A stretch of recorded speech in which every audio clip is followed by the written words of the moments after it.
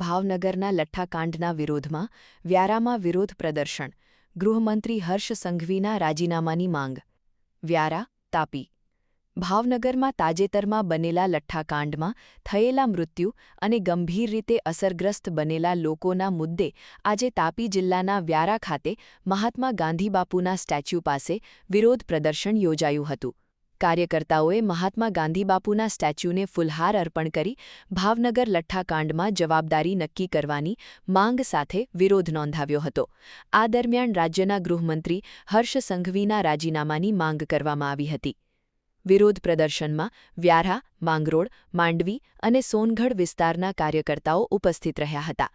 કાર્યકર્તાઓએ લઠ્ઠાકાંડમાં મૃત્યુ પામેલા લોકોને શ્રદ્ધાંજલિ પાઠવી તેમજ સમગ્ર ઘટનાની નિષ્પક્ષ અને કડક તપાસ કરી જવાબદાર લોકો સામે કડક કાર્યવાહી કરવાની માંગ કરી હતી. આ કાર્યક્રમમાં એડવોકેટ જિમ્મી પટેલ, એડવોકેટ સુનીલ ગામિત, અખિલ ચૌધરી, સ્નેહલ વસાવા, સાયનાબેન ગામિત, હેતવીબેન ગામિત, શિરીષભાઈ ચૌધરી, રણજીતભાઈ વસાવા સહિત મોટી સંખ્યામાં કાર્યકર્તાઓ ઉપસ્થિત રહ્યા હતા. કાર્યકર્તાઓએ સરકારને આ સમગ્ર ઘટનાને ગંભીરતાથી લઈ જવાબદારી નક્કી કરવા અને ભવિષ્યમાં આવી દુર્ઘટનાઓ ન બને તે માટે કડક પગલાં ભરવાની માંગ કરી હતી. જ્યારે લઠ્ઠાકાંડ થયું છે ત્યારે અમે બધા હર્ષભાઈ સંઘવીનું રાજીનામું માંગવા માટે આજે ભેગા થયા છે. અહીં આખા ગુજરાતમાં અને આપણા તાપી જિલ્લામાં પણ બે જગ્યાએ નકલી દારૂ બનાવવાની ફેક્ટરીઓ પકડાઈ રહી છે. તો એ બાબતે હું ખાસ કરીને જ કહેવા માગું છું કે જ્યારે અમારા ચેતર વસાવા જેવા નેતા અમારા આદિવાસી સમાજ માટે અવાજ ઉઠાવે અને જે મતલબ ત્યારે એમને જેલ ભેગા કરે તમે અને ખોટા એમના પર કેસો કરે અને જ્યારે આખા ગુજરાતમાં આટલું મોટું લઠ્ઠાકાંડ થાય, કેટલાક લોકો મરી જાય, નકલી દારૂ પીવાથી મરી જાય, તો એના માટે જવાબદાર કોણ? એના માટે તો તમારે જ રાજીનામું આપવું પડશે. તો આજે અમે તમારું રાજીનામું માગીએ છીએ અને બીજી જનતા ગુજરાતની જનતાને પણ એ જ કહેવા માગીએ છીએ કે હર્ષભાઈ સંઘવી પાસે રાજીનામું માગો. જય આદિવાસી. જય હિન્દ, જય ભારત. આજે અમે ગુજરાતના ગૃહમંત્રી એવા હર્ષભાઈ સંઘવીનું રાજીનામું માંગવા માટે આવ્યા છે.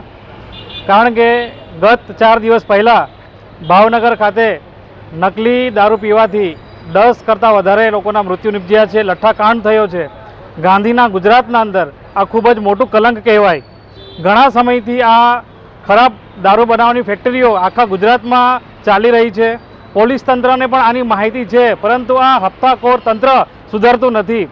તાપી જિલ્લાના અંદર પણ 2 જગ્યા પર ડુપ્લિકેટ દારૂ બનાવવાની ફેક્ટરી પકડાઈ ચૂકી છે, પણ આજ લગીને તે લોકો પર કોઈપણ જાતની સજા થઈ નથી, કોઈપણ જાતનો એ લોકોને ભય નથી.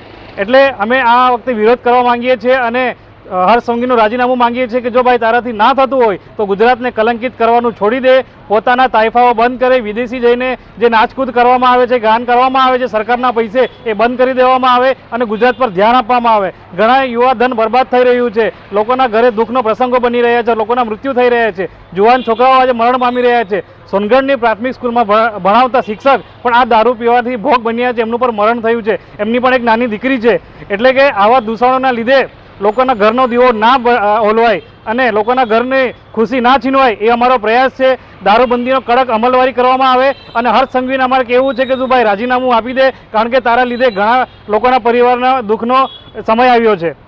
અને આ જ માંગ સાથે અમે પ્રબળ રહીશું અને આગળ પણ જો હર્ષ સંઘવી આ બાબતે ગંભીરતા ના લે, સરકાર આ બાબતે ગંભીરતા ન લે તો આગામી અમે જ્વલંત પ્રોગ્રામ આપીશું.